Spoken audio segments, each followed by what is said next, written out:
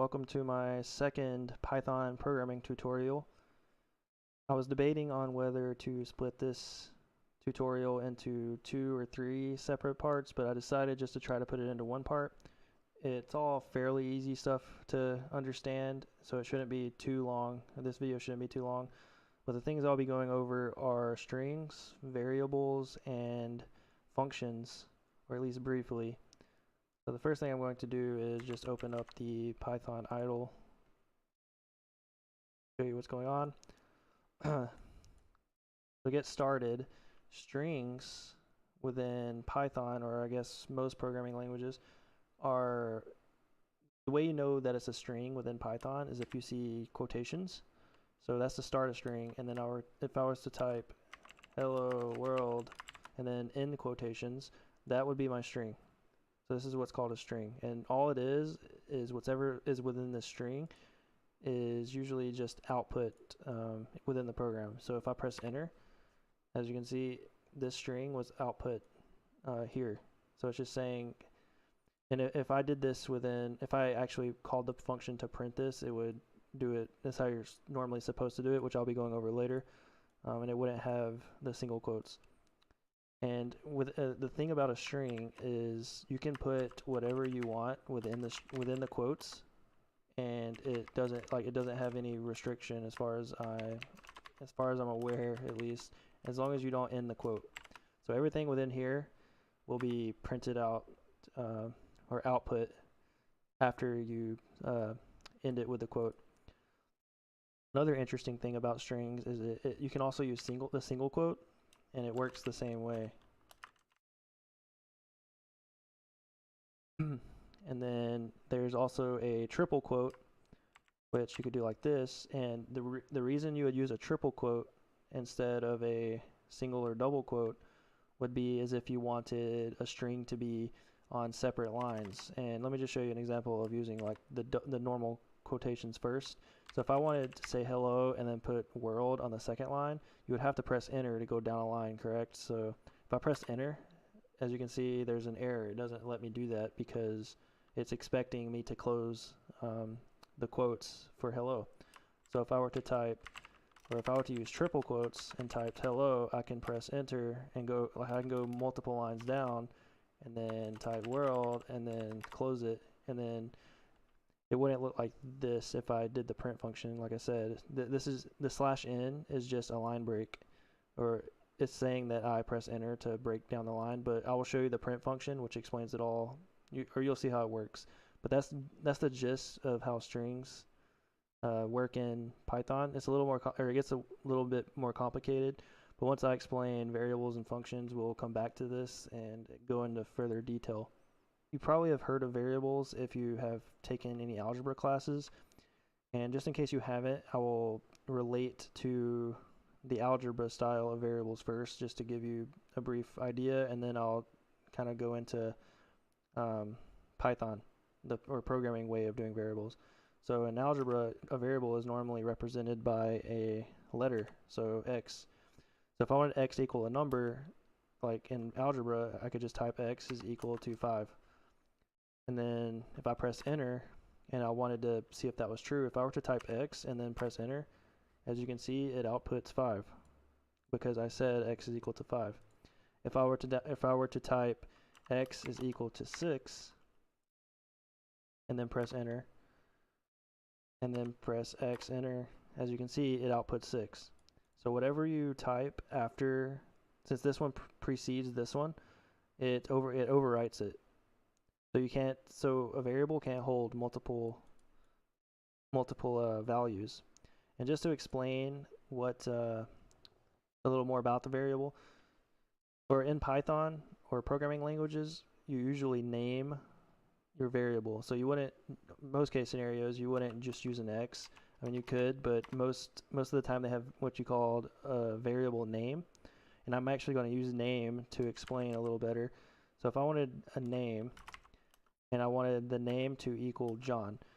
All right, one other thing about naming variables in a programming language or in Python is if you're using a non-integer or a non-number, you have to put it within a string. So I couldn't type name equals to John, or there would be an error. So what I would need to do is type name is equal to John, like it's a string, because that's what it is. It's a text string. It's a little different for numbers. If I were to press enter and now type name and press enter, as you can see, it shows John as what is equal to name. And it works the same way as with the letters. If I were to type name is equal to Jim, name, see, as you can see, it outputs Jim, so it overwrote that one. All right, and just to go into a little more depth about what a variable actually is. So let's go back to name is equal to John. All right. So this on the left side is what's called the variable name. So this is what you're calling the variable. It doesn't necessarily have to be name. This can be whatever you want it to be, like name 5. It doesn't or there are some rules to it which I can explain as well, but essentially you can name this whatever you want, but you usually want to name a variable something that you'll know why it's named that, something that makes sense.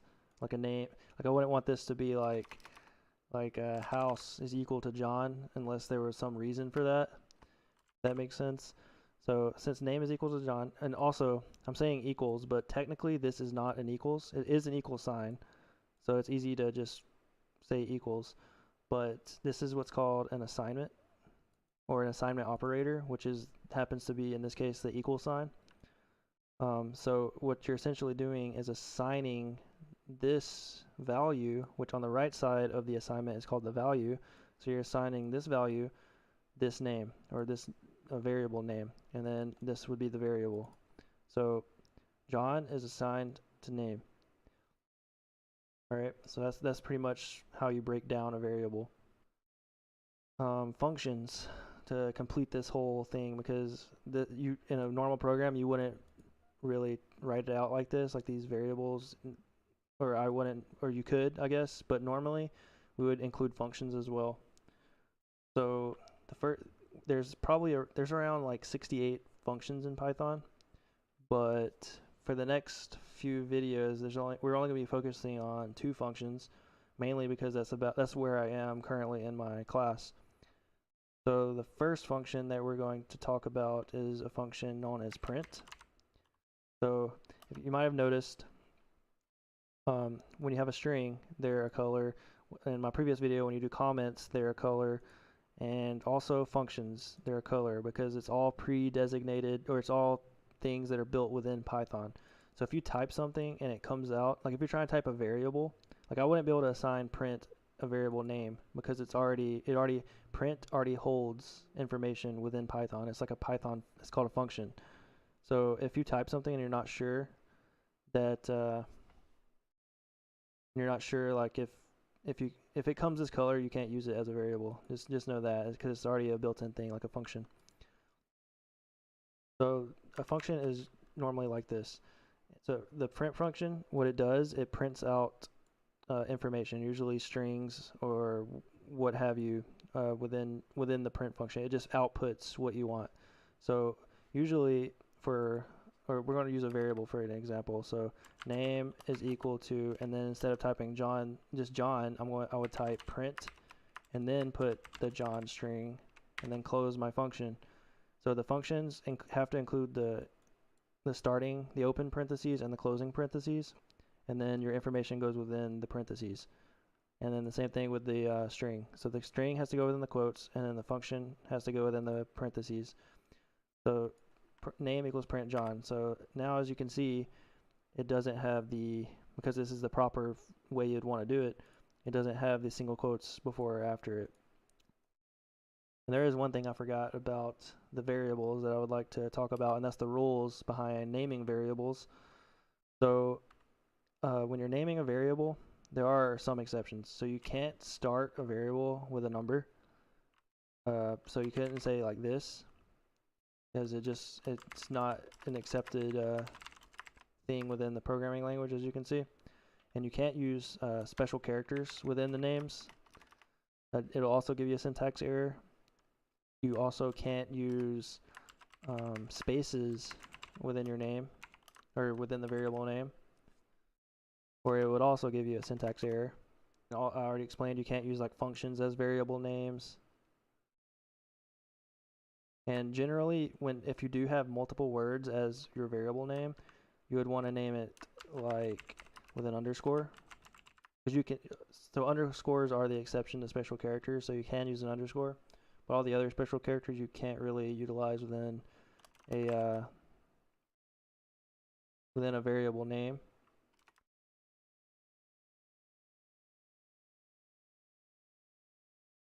As you can see, you can also, if you wanted to, you could type with the capital letters to separate it, so you know, instead of having like a smaller one like that, because that's kind of weird looking. You could do this, but generally when you're using multiple words, you just want to use, it's best to use underscores instead of doing it like this.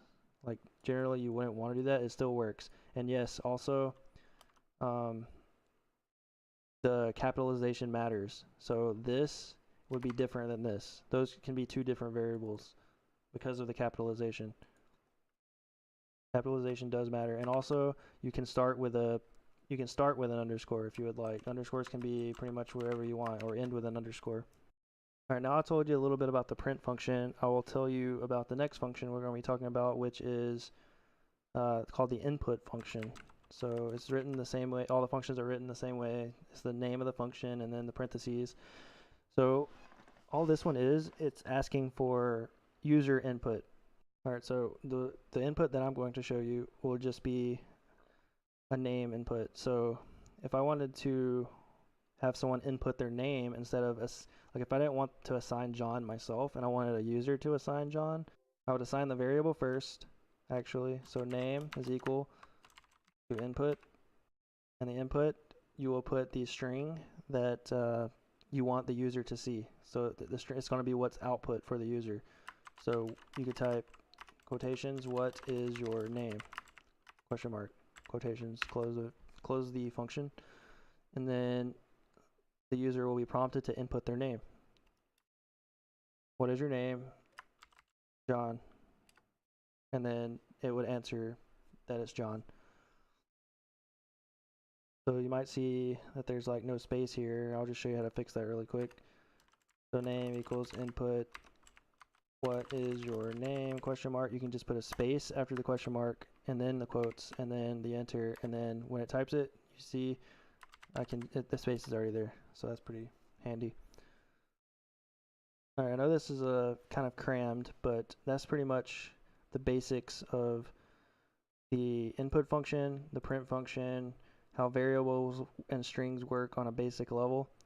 The next video I will be going over these concepts to create our first, or for you to create your first program using these methods, and you can try to get a grasp on how all of it works and how all of it goes together. But that is it for now, and see you next time.